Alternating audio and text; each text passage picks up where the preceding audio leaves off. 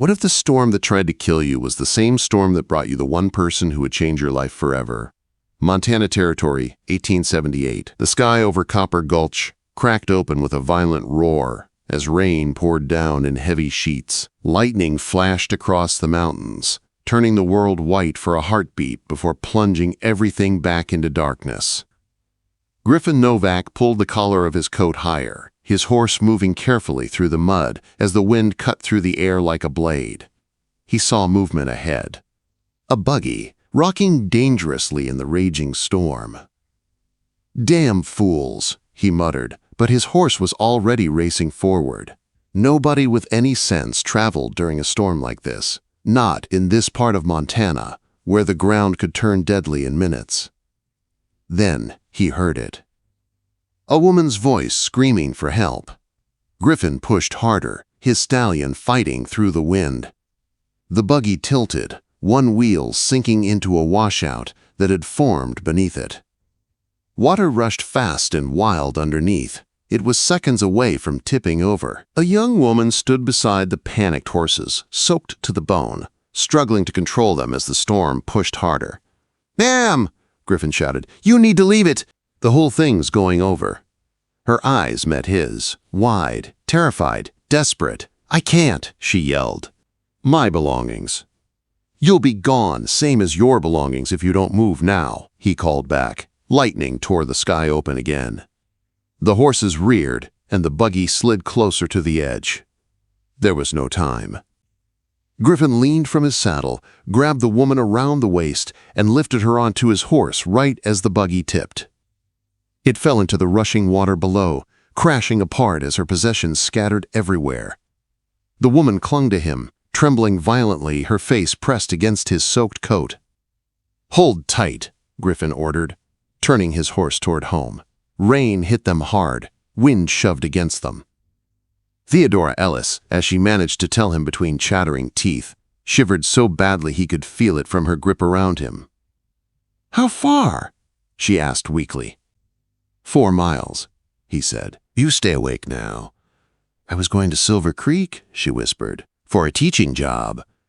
"You're 15 miles off course. Roads washed out last week." She went quiet, her head dropping against his shoulder. "Hey," he said sharply, "do not fall asleep. Stay with me." "Talk."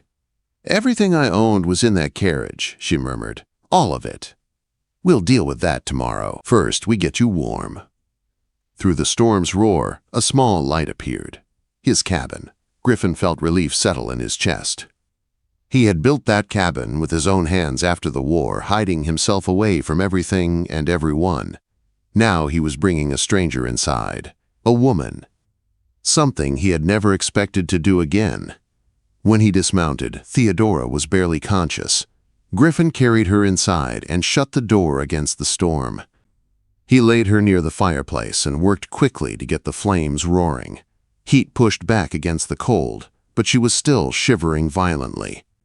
"Miss Ellis," he said, kneeling beside her, "you have to get out of those wet clothes." "Cold," she whispered. Griffin swallowed. Helping an unconscious woman out of her clothes felt wrong, but leaving her in them meant death. "Miss Ellis, I'm going to help you," he said firmly, "only because it's necessary. I'll be respectful." She didn't answer. He removed her soaked jacket and outer layers, keeping his eyes away as much as he could. He wrapped her in a thick wool blanket and pulled her close to the fire. Only then did he change his own dripping clothes. "Drink this," he said, lifting a cup of whiskey to her lips. She coughed at first, but swallowed. Color slowly returned to her face. "You saved my life," she whispered. "Anyone would have." "No," she said softly, "not anyone." Her gaze drifted around the simple cabin. One bed, one chair, bare walls, no decorations, no signs of warmth. "You live alone," she said. "I do." "Since the war?" Griffin stiffened but nodded. She studied him quietly before exhaustion pulled her eyes closed. "Rest," he said. "You're safe now." He sat in his single chair and watched her sleep. He didn't know why this stranger stirred something inside him he thought had died years ago. Maybe it was the storm. Maybe it was the way she had looked at him. Maybe it was simply the first real company he'd had in years. But he felt something he hadn't felt in a long time. Not fear, not guilt, something gentler, hope. Morning brought weak sunlight. Theodora stood near the window in one of Griffin's oversized shirts, her face pale as she stared at the muddy wilderness outside.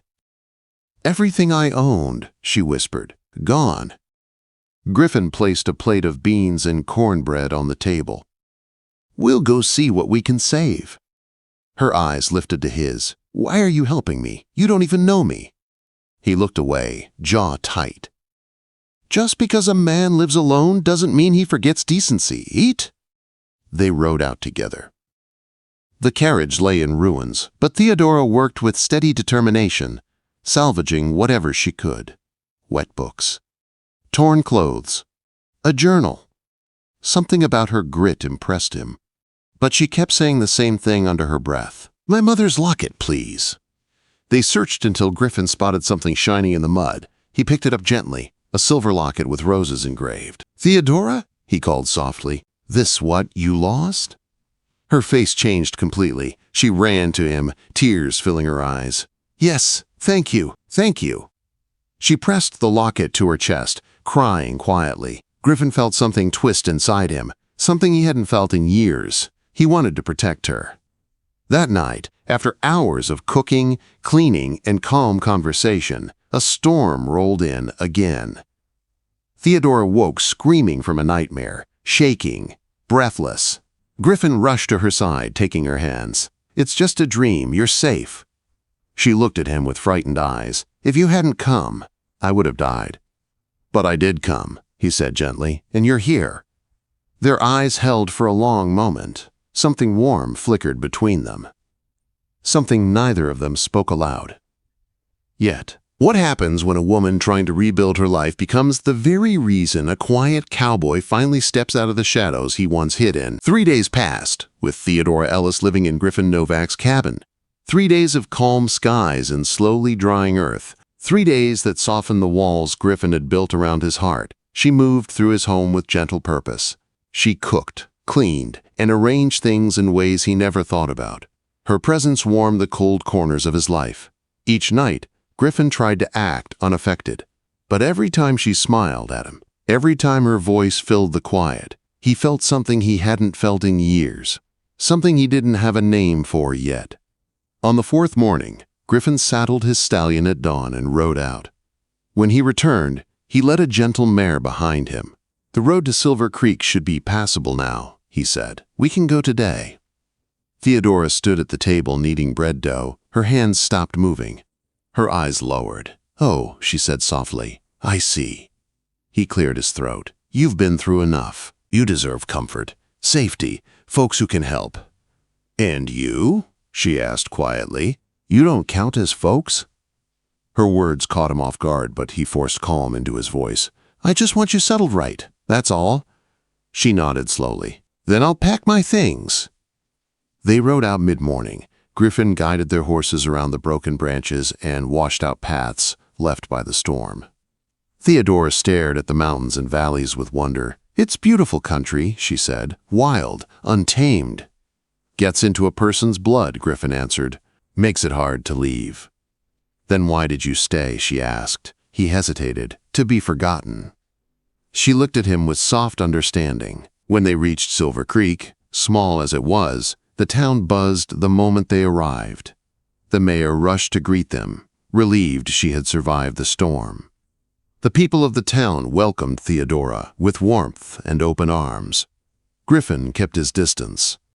He helped her down from her horse, but her smile, gentle, grateful, full of emotion, made his chest ache. "Thank you for everything," she said, offering her hand. He shook it briefly. "Just did what anyone would have done." "No," she said, "not anyone." She stepped away, and Griffin mounted his horse quickly, eager to escape the watching crowd. Her hand lingered in the air for a second before she lowered it. His heart thumped painfully as he turned his horse and rode off. For the first time in years, his cabin felt too quiet when he returned. A handkerchief she'd left behind rested near the bed. He picked it up, lifting it to his nose. Lavender, soft, warm. Her. Damn fool, he whispered, pocketing it. Days passed, then weeks. He threw himself into work, trying to drive out every memory, but nothing worked. Every chore brought a reminder. Every night brought her face into his thoughts. On the 17th day, hoofbeats thundered toward his cabin. Elijah Porter's youngest boy, Timothy, arrived breathless. "Mr. Novak, trouble in town." Griffin's chest tightened. "What kind of trouble?" "It's Miss Ellis," the boy gasped. "Some men came saying, 'She ain't who she claims. They're taking her back east. She asked for you.'" Griffin didn't wait another second. He saddled his horse and rode harder than he had since the war. His mind raced. Theodora? Why would anyone want to arrest her? What danger could she possibly be in? Silver Creek was in chaos. People crowded around the schoolhouse. Griffin dismounted and shoved through the crowd, ready to fight. Inside, Theodora stood before her desk, pale but fierce. Two well-dressed men confronted her, the kind who smelled like polished offices and money. Griffin stepped forward. "Mr. Novak," she breathed, relief flooding her face. "Thank you for coming." One of the men glared. "This is not your concern, sir."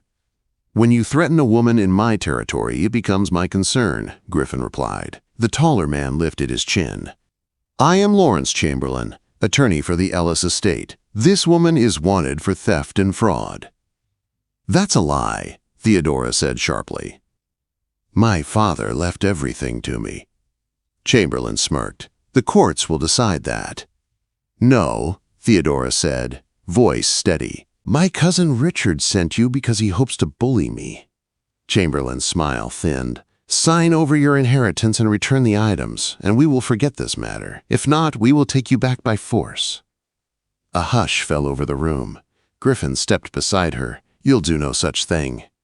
The lawyer's eyes narrowed. "And how will you stop us?" Griffin rested a hand on his pistol. "Try me."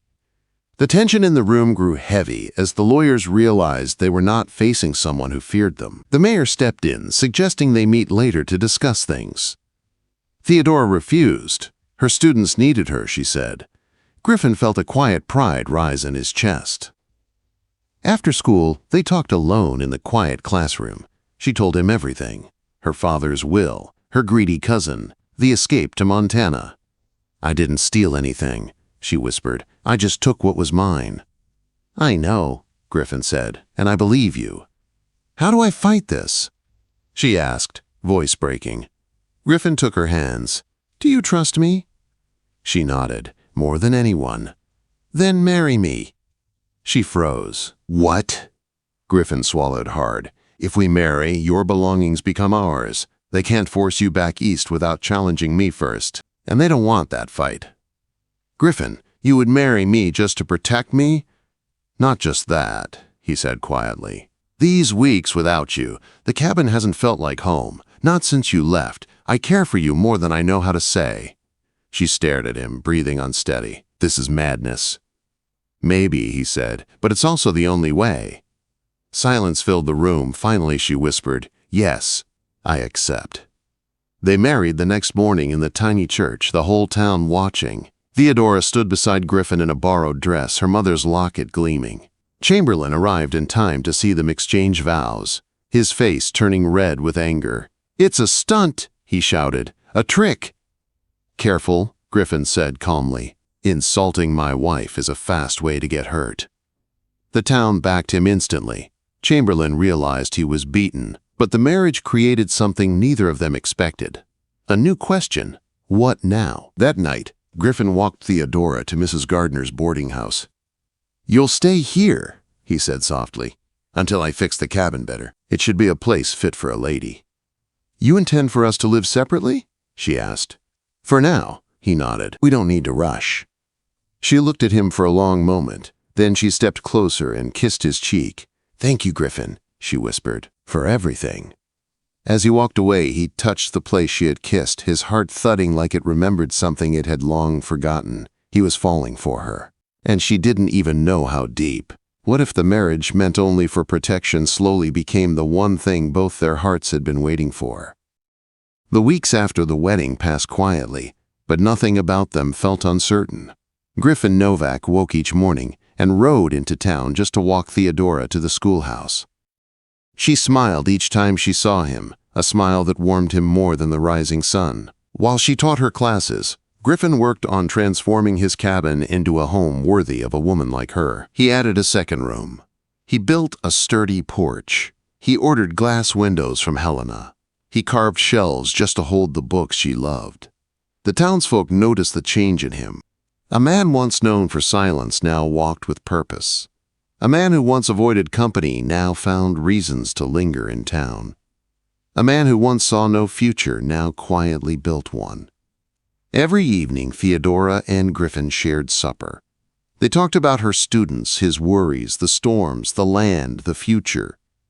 Day by day, something gentle grew between them. Something steady. Something real.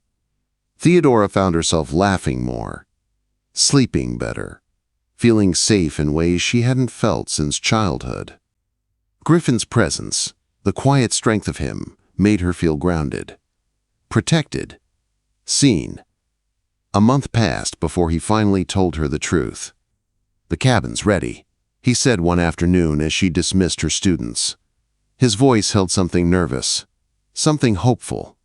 "Then I want to see it," she said with a bright smile. They rode together through the open valley until the cabin came into view. Theodora gasped as soon as she saw it.